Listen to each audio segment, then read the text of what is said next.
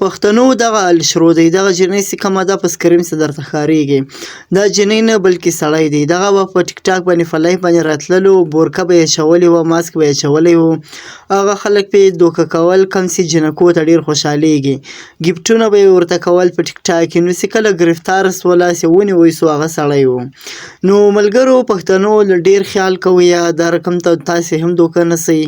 ځکه په ټیک ټاک کې د پیسو ګټلو لپاره نن سبا خلک رقم ته کیلونه کوي رقم پاټونه کوي ډېر ځوانان به دغه ځوان غلط کړي وي په دې نامه باندې چې زه یو ښځه یم زه یو جنۍ یم تاسو ته راځم په لایف باندې هغو به ورته ګفټونه کړي نو مکمل تفصیل وګورئ له دې جنۍ سره څه سوي دي دغه جنۍ سره آخر څه وسول او دا جنۍ اوس چیرې ده چې ونیول سوله بیا چېرته لاړه نو دوستانو دغه سړی دی جنۍ نه ده راځئ دغه ویډیو تر اخره پورې ګورو دا هغه جنۍ ده چې ټوله شپه به یې هلکان دوکه کوله او پیسې به یې چې کوم دی ګټلې خاص کر مسافر جي چې کله ګرفتاره شوه نو هغه جنۍ نه هلک وختو جي او امیر صاحب و جي ږیره یې هم وه خو ماکس به یې لګولی او